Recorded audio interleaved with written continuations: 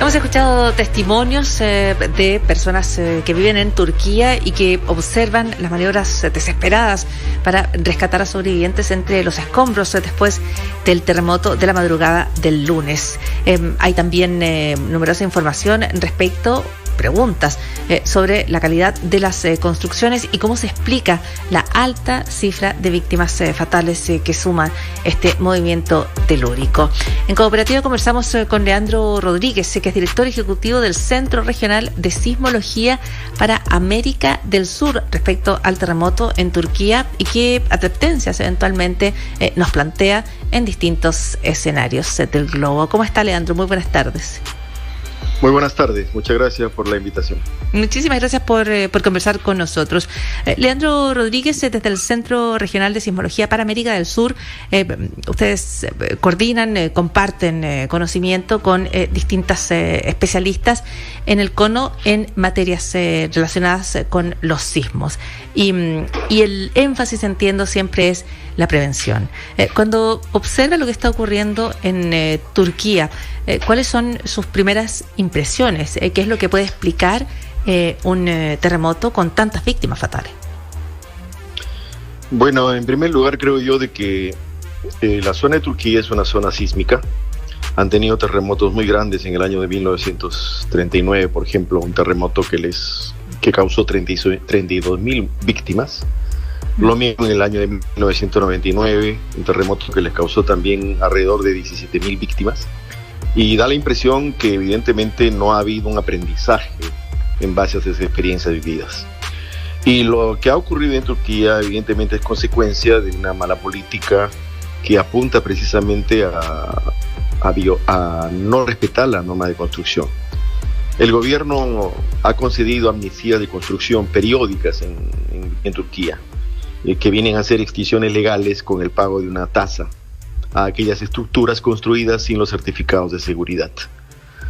No, esto se viene haciendo desde la década del 60, ¿no es cierto? Y en la actualidad hay aproximadamente 75.000 edificios con amnistía, ¿no es cierto? Y hay más o menos desde la época que comenzó esto como 672.000 edificios que se habían beneficiado de la última amnistía, obviamente. Y eso se supone un riesgo de catástrofe en el caso de un terremoto de gran magnitud, ¿no? Porque esos edificios no cumplen las normas de construcción que son realmente importantes para poder responder de una manera segura ante una solicitud sísmica. O sea, ahí hay un primer factor que es muy importante, y yo entiendo que estas amnistías tienen que ver con una población joven, una población creciente, que ante el déficit de vivienda se van generando estas construcciones que luego se regularizan, aunque no cuenten con las condiciones para ello, y se está probando en este momento, después de este terremoto, que eso puede constituir una trampa mortal, una decisión letal. Si nos pudiera poner en perspectiva las cifras de personas fallecidas en Turquía, ¿cuán letal ha sido este terremoto? ¿Cuál es la cifra habitual de personas que pueden resultar fallecidas en temblores? ¿Qué es lo que sabemos de la experiencia de los temblores en el mundo y cuán inusual es respecto a la cantidad de personas que han fallecido? Bueno, en realidad en este terremoto hasta el momento hay aproximadamente 19.000 víctimas. Como le vuelvo a repetir, esto está en relación directa con estos problemas que tiene Turquía, es decir, una norma que no se respeta y evidentemente una política que ha ido precisamente a incrementar la vulnerabilidad de la población. Uh-huh. Es decir, entonces, el número de muertos en este caso en función de la población es consecuencia de lo que le menciono, básicamente lo que le menciono.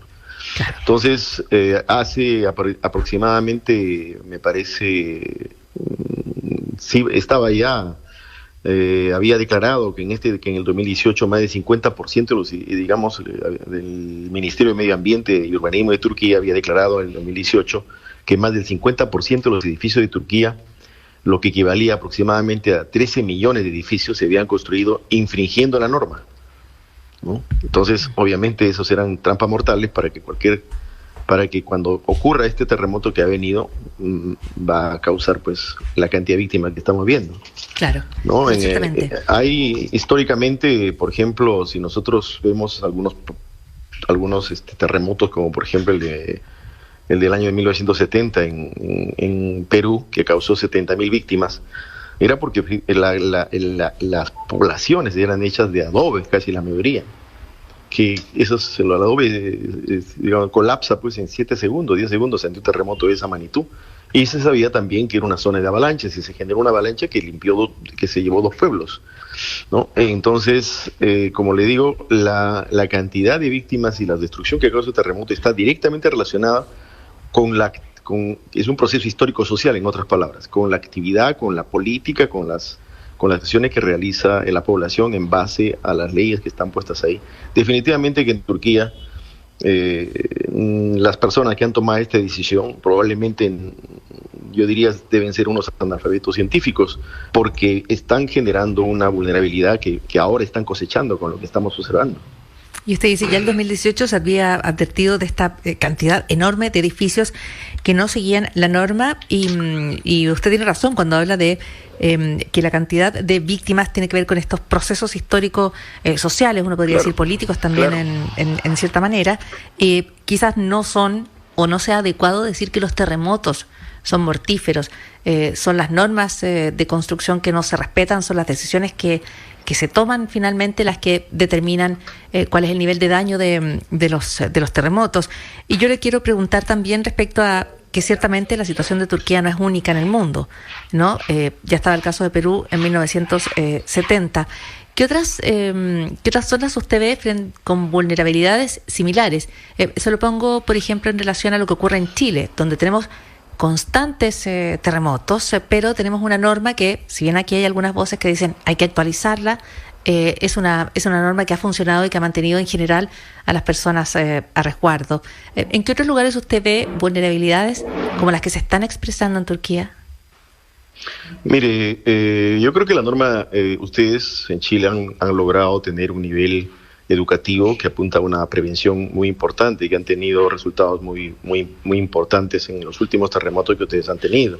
Creo que son un ejemplo del que hay que seguir. Obviamente todos tienen problemas, pero ustedes han logrado ya una cultura muy interesante para responder a las solicitudes sísmicas de grandes terremotos.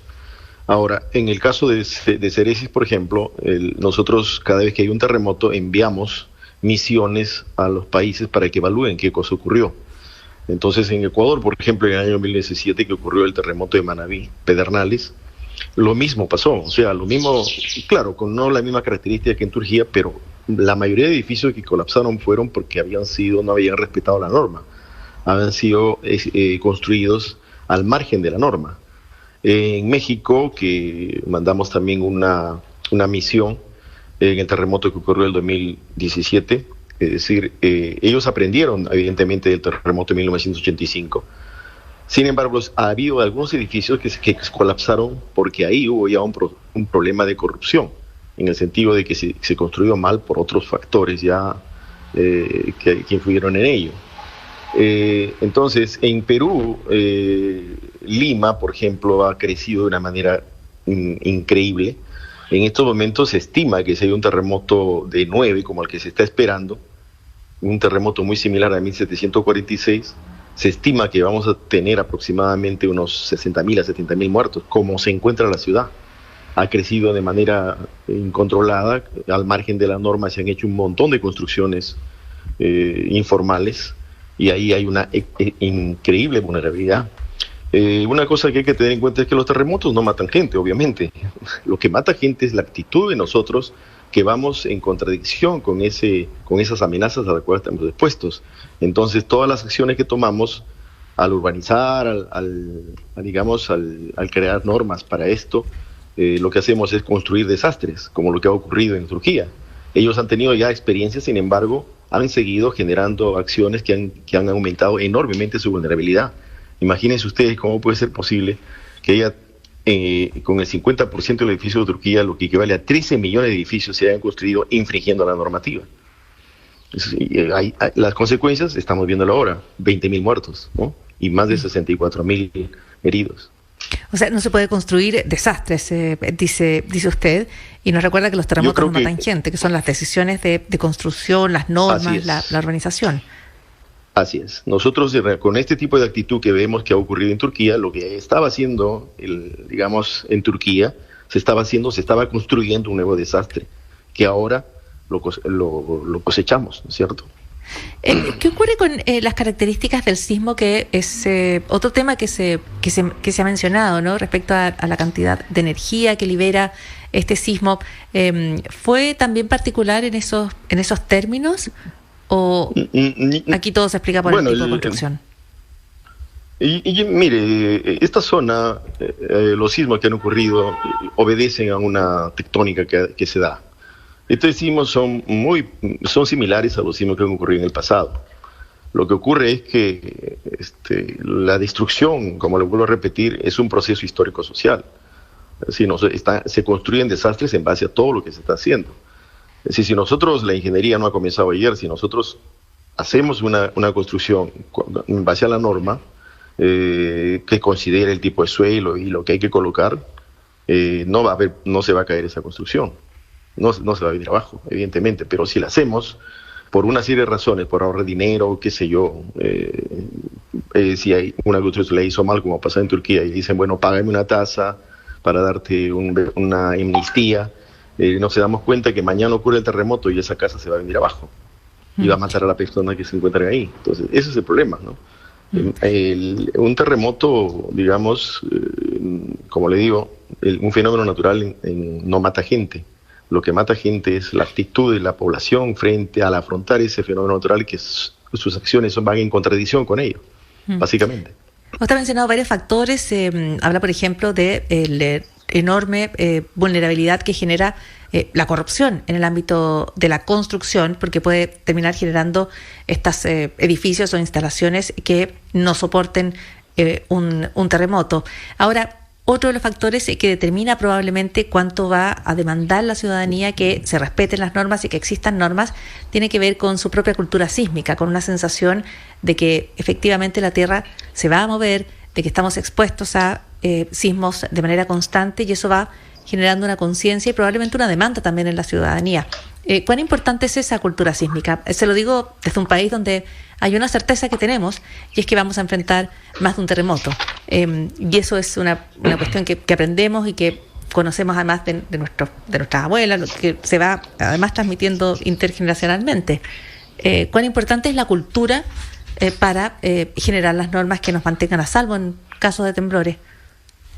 La cultura es fundamental. Me parece a mí que, digamos, el conocimiento del medio ambiente donde se vive es algo fundamental, que se tiene que enseñar desde el colegio. Una de las cosas que los muchachos tienen que aprender es la historia de los desastres que han ocurrido en su país, ¿cierto? Y eso implica conocer el medio ambiente donde viven, cuáles son las amenazas a las cuales están expuestos. Y eso va a generar, evidentemente, una cultura donde nosotros vivamos, digamos, preparándonos para esas amenazas, para afrontar esas amenazas, no en contradicción con esas amenazas. Es curioso, por ejemplo, ahora en Turquía se ha caído edificios que han sido inaugurados el año pasado. Incluso se ha dicho que habían sido construidos considerando elementos antisísmicos. Sin embargo, se han caído. ¿Y qué ha pasado? Lo único que ha pasado es que ha habido ahí un problema de corrupción, definitivamente. Y ahí están las consecuencias. Entonces, si nosotros generamos tanto en el colegio que sepamos, ¿no?, cuál es el medio ambiente donde vivimos, cuáles son las amenazas a las cuales estamos expuestos, nuestra vida la tenemos que hacer en función de eso. ¿Para qué? Para vivir en paz con la naturaleza. Pero si nosotros ignoramos todo ello, entonces nuestra vida la vamos a hacer en contradicción con ello, y tarde o temprano vamos a cosechar lo que en estos momentos se está viendo como ejemplo en Turquía. Así es que es un drama que conmueve al mundo, las imágenes de los intentos desesperados por rescatar a las personas entre estas edificaciones que colapsaron. Leandro Rodríguez, muchísimas gracias por haber conversado nuevamente con nosotros aquí en Radio Cooperativa de Chile. Un placer, muchas gracias. Muchísimas gracias. Físico y sismólogo Leandro Rodríguez es director del Centro Regional de Sismología para América del Sur. Estuvo en Chile hace poquitito en la reunión que se organizó, un encuentro latinoamericano, donde el director de este Centro Regional de Sismología para América del Sur, el CERESIS, estuvo precisamente en eso, en actualizar información, en compartir información y en prevenir estos efectos de terremotos y temblores.